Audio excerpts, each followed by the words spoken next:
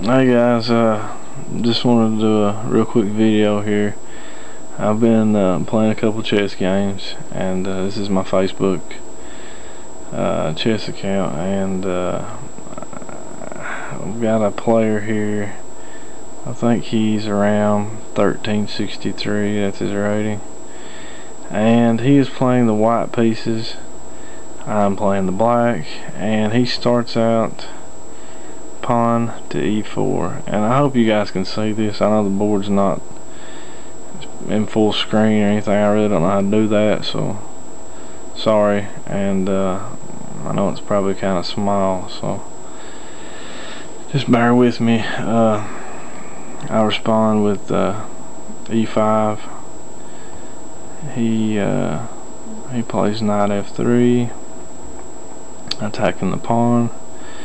I play knight c6, defending. He brings the other knight out. I bring my other knight out. He pushes b3, preparing to fianchetto his bishop. I play d5, threatening the pawn. He takes. I take with my knight.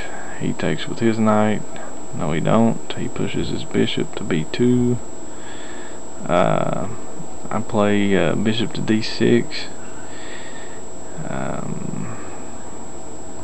Here he plays bishop to c4. Sort of pinning, not really pinning the knight, but also scoping out the f7 square. From here, I just go ahead and exchange the knights. He takes with his bishop. Here I play bishop to g4, pinning the knight to the queen, and of course he plays h3, pushing me away. So in this position, I feel like I just went ahead and take the knight off the board, and plus put a little dent, I guess, in the pawn structure. But here he chooses to take with his queen, and in this position I go ahead and I push my queen up, offering to exchange the queens, and he denies. So that sort of tells me that this is a player that definitely likes to hold on to his queen, maybe, because I feel like if he takes with his queen, I have to take with my pawn, which weakens the pawn structure. So from here I just go ahead and castle, which is probably could have been a bad thing because he's got two bishops that are bearing down on my king side, so that probably could have been a mistake. He castles. Here I play rook to e8, and he plays his rook over. I play knight to d4, and his response is bishop to d3.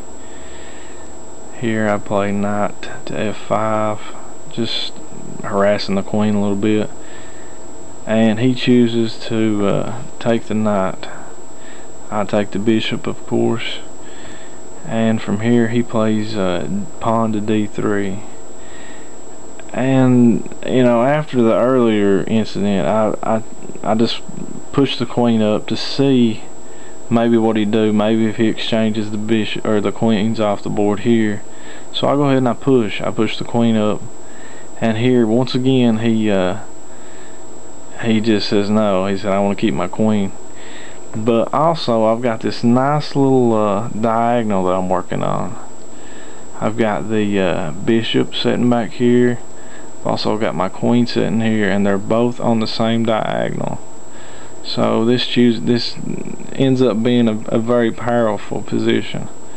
From here I push the pawn up, wanting him to take, because this pawn, after this pawn is captured, the game is over, because my queen is backed by this bishop. I'm on this nice diagonal, and his king is tucked in this corner with no defense. And of course that would be checkmate. So he does choose to take the pawn, and then after he takes the pawn, I play queen to h2, checkmate.